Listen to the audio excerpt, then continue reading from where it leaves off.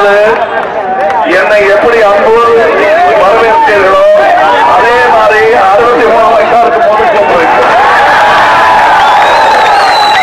அந்த வயசிலிருந்து இந்த மதுரை மக்களின் அன்பை அனுபவித்துக் கொண்டிருப்பவர். அதற்கு கைமாறாக சினிமாவில் நடிச்சா போறாளுங்க, அது என் மனசுல தோணி அப்படின்னு.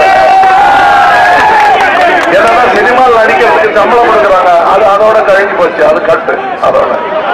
ஆனா இந்த அன்புக்கு பிரதிபலனா நான் ஒண்ணுமே செய்யல. இனி என்னுடைய எஞ்சிய வாழ்க்கை உங்களுக்காக தான். அதை முடிவு பண்ணிட்டு தான் இந்த களத்துல இறங்கி இருக்கேன் நான். எப்படிப்பட்ட தமிழகம் எப்படி மாறிவிட்டது என்பதை நாம் எல்லோரும் பார்த்துக் கொண்டிருக்கிறோம். இப்பொழுது என்ன மாதிரி இருக்கிறவங்க எல்லாம் பெரியவங்க இருக்காங்க பார்த்துக்குவாங்கன்னு விட்டுட்டு ஒதுங்கி இருந்தது தப்பா போச்சு. இருக்கிறவங்க யாருமே பெரியவங்க இல்லைங்கிறது புரிஞ்சு போச்சு. நாம தான் பெரியவங்க.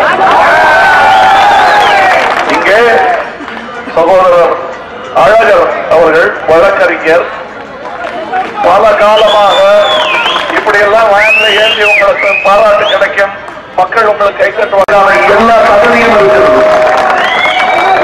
எலெக்ஷன் நேரத்தில் வந்து எய்ம்ஸ்க்கு அடிக்கல் நாட்டிட்டு போயிட்டா நீங்க ஏமாந்துருவீங்கன்னு நினைக்க மாட்டாங்க, நினைக்க கூடாது. அது இப்ப பண்ண சாதிச்சாப்பு உங்களுக்கு கண் தொடைப்பு.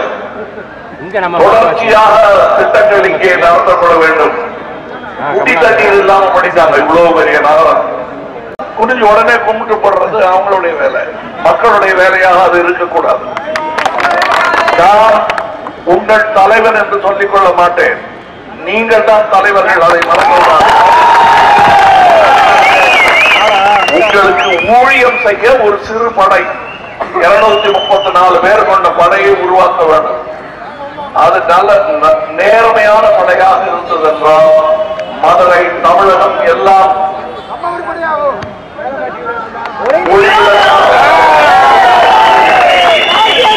ஏன் நீங்க நிக்கலன்னு கேட்கிறாங்க. இதான் நிக்கல, இங்க மக்கள் மத்தியில வந்து நிக்கிற தைரியமே இல்லாத அரசியல்வாதிகள் என்ன பார்த்து கேட்கிறாங்க, நீங்க ஏன் நிக்கலன்னு. நான் சொல்றேன் ஏன் நிக்கலன்னு.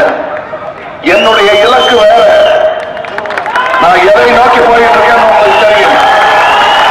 அங்க கொண்டு என்னை சேர்க்க வேண்டியது உங்கள் கடமை, தமிழக கடமை.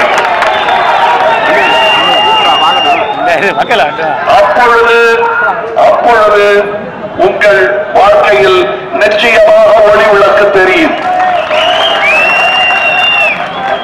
நான் இப்ப சொல்றேன், செஞ்சு காட்டுங்க. இதுல சகோதரர் அழகர், இது ரெண்டையும் ஞாபகம் வச்சுக்கங்க. அழகர் அந்த ஆத்துல இறங்கிட்டு இவரு நன்றி நன்றி. நீங்க முடிவெடுப்ப நாளை நமது. இந்த மாதிரி கூடி நீங்க இந்த 30 வருஷத்துல இவருக்கு கை தட்டினதில்லை, அவர் அதை எதிர்பார்க்கவும் போறதில்லை. உங்களுக்காக பணி செய்ய நான் படித்தேன் என்ற ஒரே காரணத்துக்காக குறிச்சிட்டார் அவர். மக்கள் சார்பாக நன்றி தெரிவித்துக் கொள்கிறேன்.